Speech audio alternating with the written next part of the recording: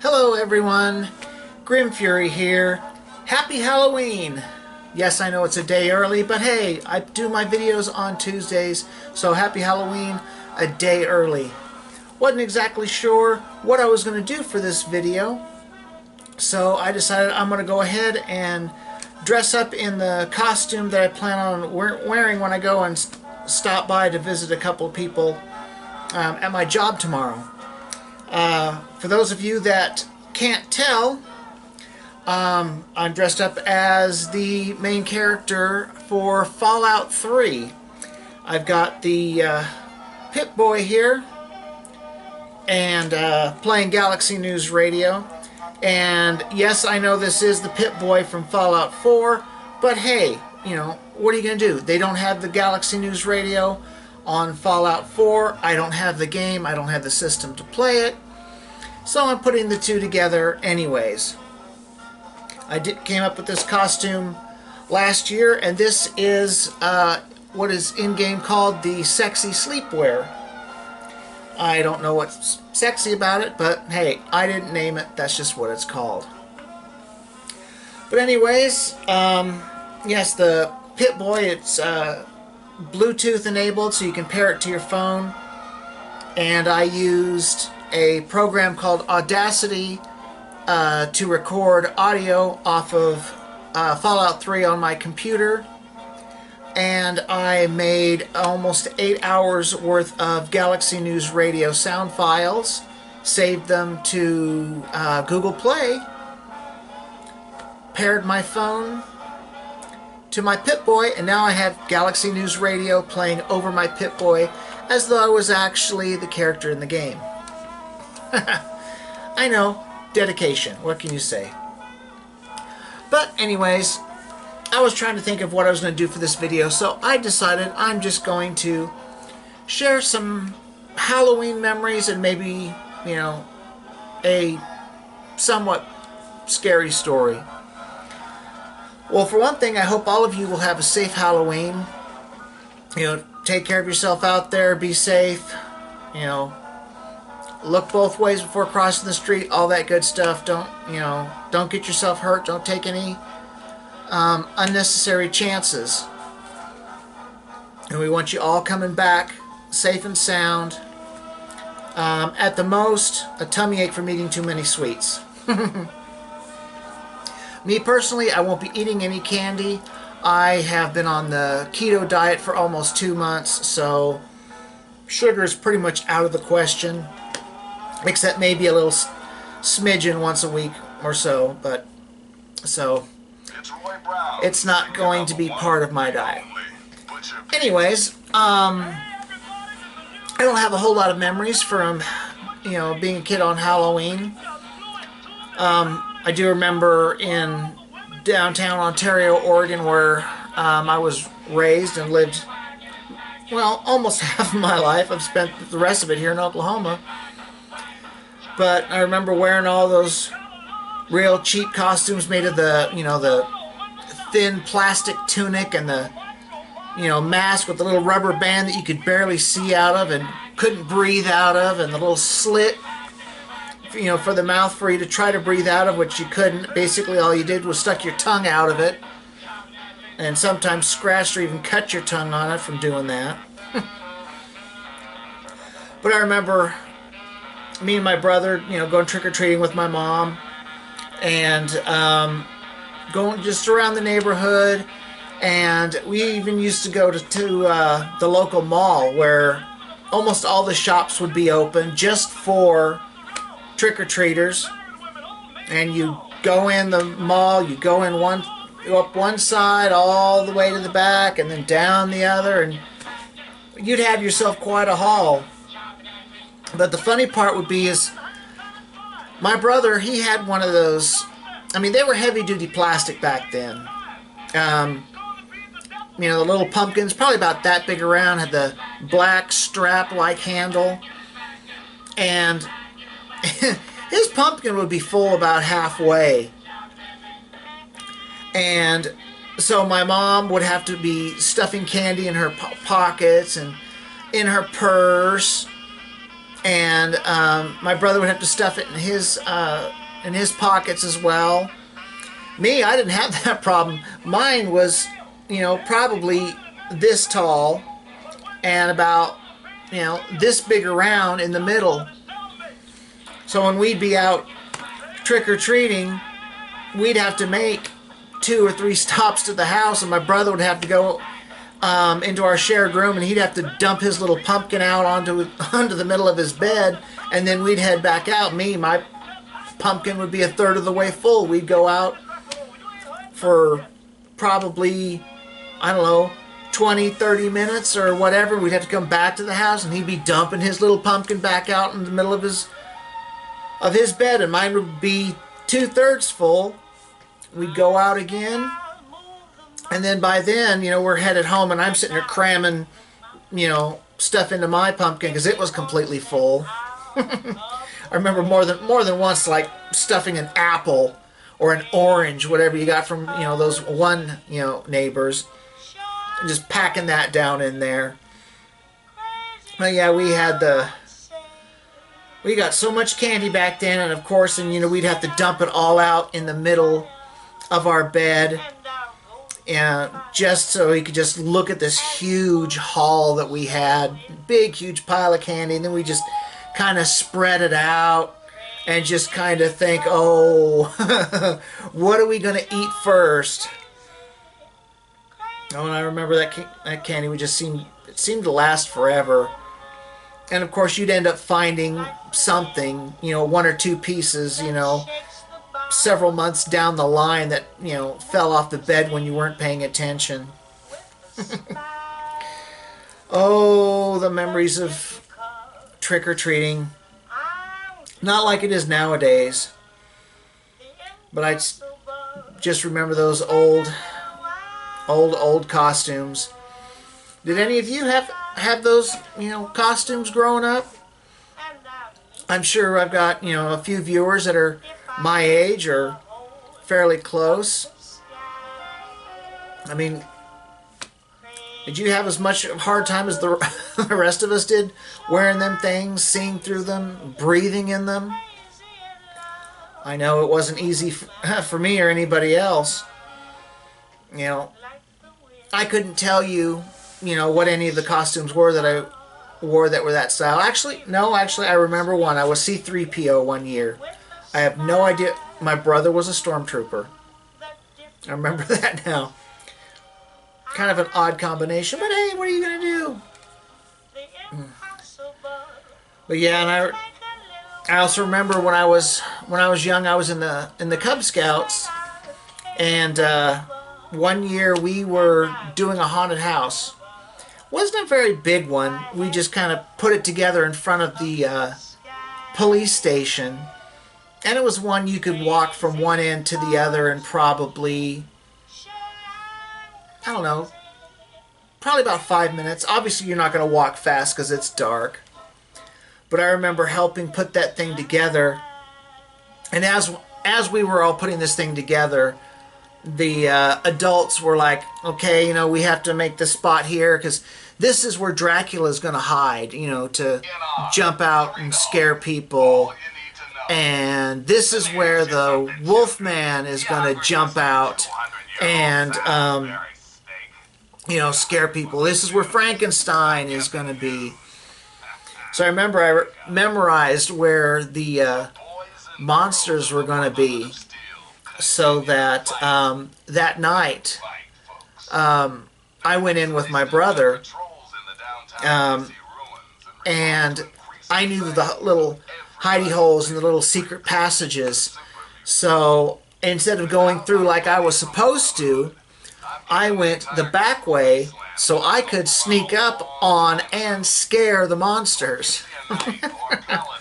There's nothing quite as satisfying as sneaking up behind Dracula and scaring him half to death. I do remember whoever the Wolfman was, he didn't seem to appreciate being scared by a little kid. And I remember he got kind of mad and roared really loudly at me, and I remember for a split second, he frightened me because, well, he was dressed up as a wolf man. Oh, I think I've only been in one other haunted house, and that was many years ago, and I really don't remember that much about it, but not really my kind of thing. But anyways, enough about that little stuff. Couple little, I don't want to call them scary stories, but true stories nonetheless. In the early 90s, I lived in Santa Rosa, California I was there 2.5 years.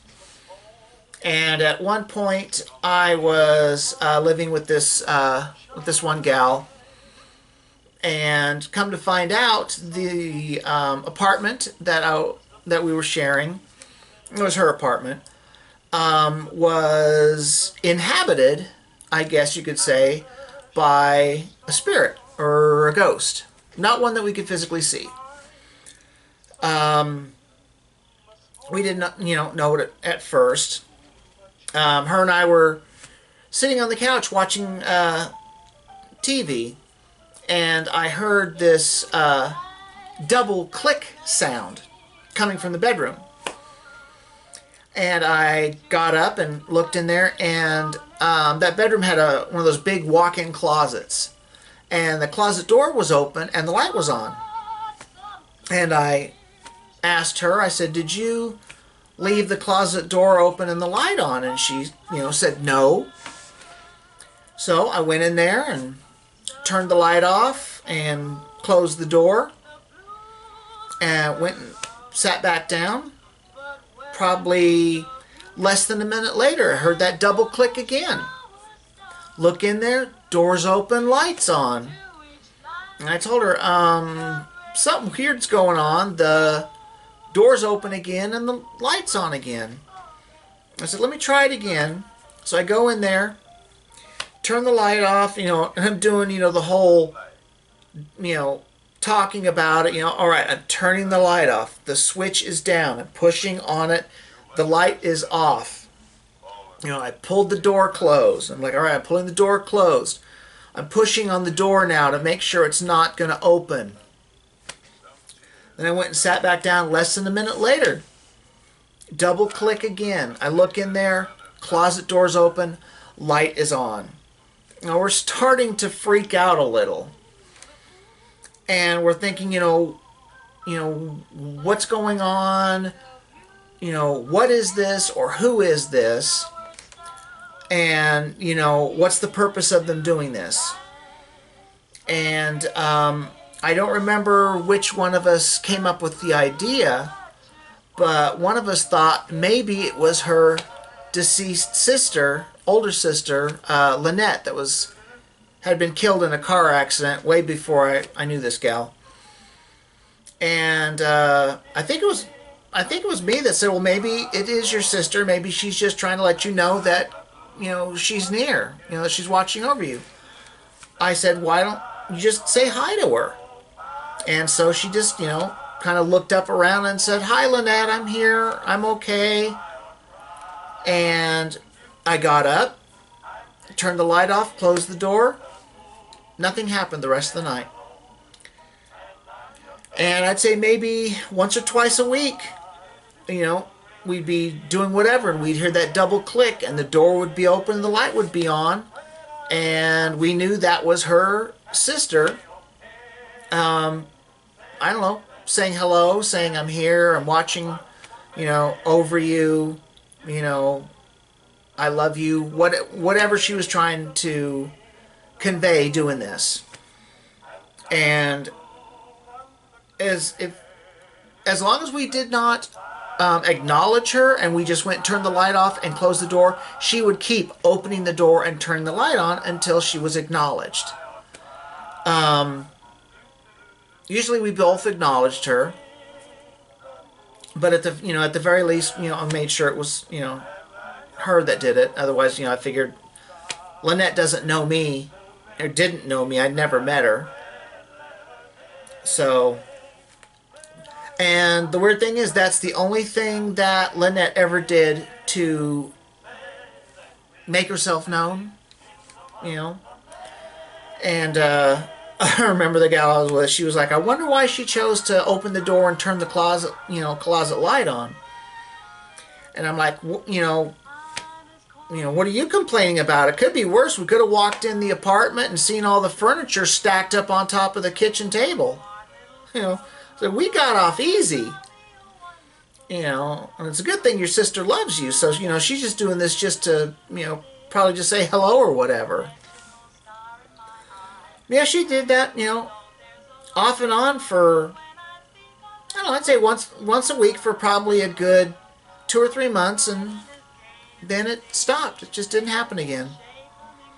And that is a true story. Take from it, what you will, whether you believe in ghosts or spirits or whatever you want to call that or not. I personally didn't until then, so, I don't know what I'd call that. I guess I would call that a spirit. I would kind of think of, if I'm going to use the term ghost, I would, picture that you would see something. Whether a full body apparition or just some kind of mist or whatever, I would think of that as, if I'm going to use the term ghost. So I would probably just say that's just a spirit. But whatever it was very real.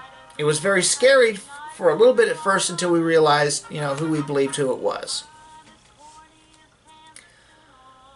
And with that, I'll go with my big story, I guess you can call it. Whether, it's going to be probably somewhat creepy to those of you. For me and the gal I was with, same person at the time, it was quite terrifying to both of us. I don't know how long ago it was after that. I'm going to turn 3 Dog down. It was some time shortly after that. In Santa Rosa, at that time, there was a burned out winery. And we knew that place as one of the 2 homes, I guess you could call it, for, I guess you could kind of call them like a local, I don't even want to say urban legend or whatever you want to call them. It was a cult. Most people outside of Santa Rosa never heard of them, but a lot of people that live in Santa Rosa had heard of this group, a supposed satanic cult known as the Cat People. The way the legend, rumor, whatever the heck you want to call it goes, these people, cult members, whatever, supposedly have at the very least, the facial image of a cat. Supposedly, ears, fur, I don't know the specifics, but supposedly they look, resemble cats. Of course, it's one of those things that no one that's ever seen them has ever lived to tell the tale kind of deal. But anyways, there's 2 places that this cult frequents. There's the burned out winery during the cold months for shelter, and during the warmer months in the spring, I think it's called Spring Lake Park. Supposedly in this park there's a sacrificial rock where they did, human sacrifices. Whether that was there or not, I don't know. I never went to that park, so I never saw it, so I can't confirm or deny that. But neither here nor there. Her and I I don't know why we decided, but we wanted to go and look in the old winery that they would stay in during the cold months. We figured we still had probably 2 or 3 weeks before they would migrate back to the winery, so we decided to go check it out. So first we decided, well, we're just going to go over there and see how to get in. And we looked around, and it had a chain link fence all the way around it. obviously it's posted no trespassing. So what we were doing was illegal. We were breaking the law, which, you know, we shouldn't have done. But it's neither here nor there. Took a pair of wire cutters and cut a line through the chain link fence. And then we decided, this is as much we're going to do this time. We're going to go home, come back tomorrow night. So, you know, we go home, and next night we go back. I had an old machete I took with me, I guess, you know, for protection or whatever. And I don't know what possessed us to do this, but instead of taking flashlights with us, which we had, we decided to make homemade torches. So we tore up some, it probably was an old t-shirt or whatever, made some strips, and we took a bottle of lamp oil with us. And once we got there, we found some good sized sticks. We wrapped the cloth around it, poured some lamp oil on it, and lit it. Homemade torches. Like I said, I don't know why we didn't just use flashlights. You know, we were exploring, adventuring, or whatever. I don't know. Anyways, we get down inside this winery. It was really easy to get inside because, you know, there were holes in the walls and whatever. Not a lot of them, but there was a few, you know, burned out doorways or whatever. So we go inside there, and you can definitely tell that this place had been lived in. There were empty food wrappers over here. There were empty, you know, tin cans over there. There was a big, what do you want to call it? A pentagram, even though I'm pretty sure that's the wrong term to use. I believe it's pentacle is the proper term. Anyways, great big one in the middle of the floor. I'd say it was probably 6-8 feet across. Had the remnants of burnt candles on each point. In the center there was just charred concrete. A little bit of something, don't know what, probably whatever they used to create the fire. We didn't walk around that much in that main room that we were in. It was just, I mean, it was creepy as hell just being in there. Plus we knew that, you know, there was security, or the police would go by periodically to check the place out. And so we just kind of looked around the room we were in, and there was, you know, pentacles or pentagrams on the walls here and there, and just trash around. You could tell, like I said, you could tell, you know, people had been living there or staying there. And it was pretty creepy. And we were probably in there maybe 10 minutes or so, and then we heard some noise outside, and we could tell it was either security or police, because we could hear the sound of a car driving on gravel, and we knew that's where the parking lot was behind it. So we got out of there as quickly and as safely as we could, and then we decided we're going to come back the next day again. But this time we decided, instead of going through the side where I'd cut the hole in the fence, just to see what it looks like, we wanted to go right down to the main gates.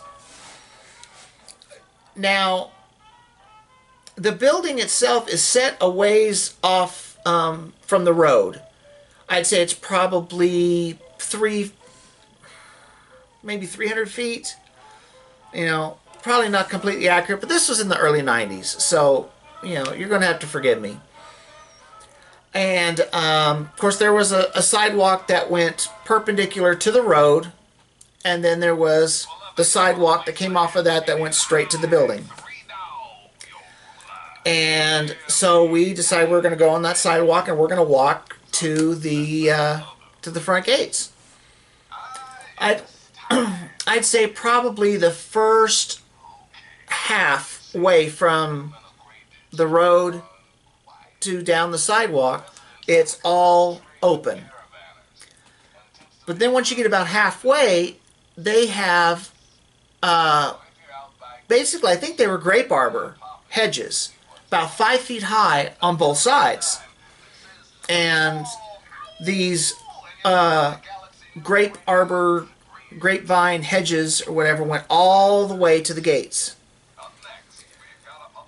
So we're slowly, very slowly making our way down the sidewalk, and we get inside the grapevine hedges. We're not in there that far. And then all of a sudden we hear rustling in the trees and bushes off to the sides, probably a good 100 feet or more on each side. We stop and listen. We don't really hear anything, so we slowly go a little bit further towards the winery, and we can hear the sounds again, but this time they're back a little ways, and we stop, and the sounds stop. So we go a little bit further in, and then the sounds are back, and they're moving even further behind us. Then we realize what's going on. The cat people are back. They've left the park, and now they've come back to the winery, and they realize there are intruders or visitors to their home or whatever. And the closer we got to the front gates, the closer they got to the opening in the hedge. So they were slowly trying to basically box us in. And I had estimated that probably before we even made it all the way to the front gates, they would be blocking our only exit. I don't know how many of them there were, but with the rustling that I could hear, I was assuming and guessing maybe around a dozen. There could have been a few less, there could have been a few more. I don't know. Like I said, I never saw them or anything.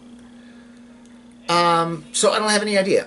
All I know is we decided we need to get out of here before we get captured. So we turned around and very calmly, very slowly made our way out. And then we actually went across the street and stood under a street light. We figured, the most light that we're in, the safer we're going to be. And we were just standing there and watching to see what we could see, if anything. And I'm looking around at the trees and stuff, and I see up in one tree 2 little yellow lights, eyes, I don't know, and they moved like they would have been just glowing yellow eyes. They just kind of moved around, like they were fixed to something stationary. They weren't, doing this or whatever. They were actually doing this. I mean, not exactly that pattern, but it's like, someone had glowing yellow eyes, or it could have been, coming off from the street light, but they'd gone from like one branch to another, or higher up on the branch that they were on. What it actually was, I'll never know. And then something even what I considered, creepier happened. Have any of you ever seen or done this yourself? Tried to run on your hands and feet? If you have either seen it or done it, you know it is incredibly clumsy and really hard to do, especially for a halfway, large distance. Well, I happened to see, from about where that one tree was, a humanoid figure, there was enough light to tell that it was a person and not an animal. You could see the body shape, the arms and the legs. It was obvious it was a humanoid figure. Ran on their hands and feet across the yard or whatever, from one dark patch to another, and it was fluid motion, like they had been doing that all their lives, like they'd been raised to run like that. And needless to say, after seeing that, we left and never came back. Now, whether you want to believe any of this or not, it's, you know, entirely up to you. But I mean, I promise you it is 100% true. I don't know if you remember, you know, quite a while back, all those fires in Northern California, and Santa Rosa was one of the towns that was really ravaged by these wildfires.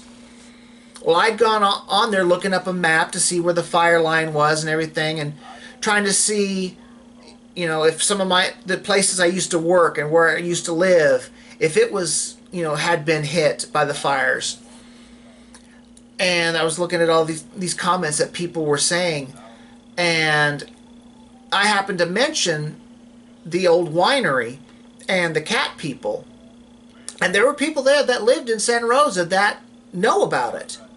So I guess just one of those local or urban legends that, you know, if you live in that town, you've heard about them, but pretty much outside of the town, very, very few, if any, people have ever heard of them.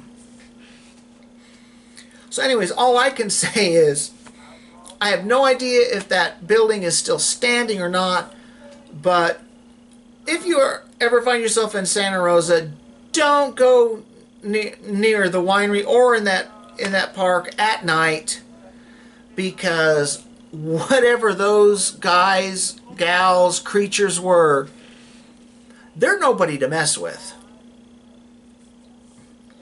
Because I would probably say I don't think I've ever been, you know, so terrified as I was, thinking that me and the gal I was with are about to be captured and possibly sacrificed by a satanic cult.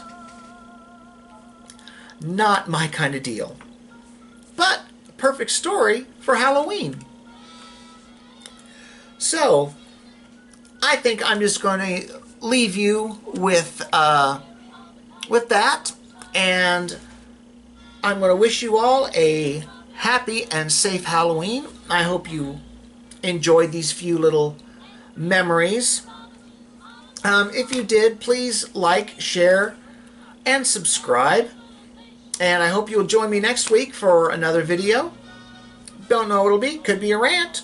Could be an unboxing if I ever get the next Firefly cargo crate in.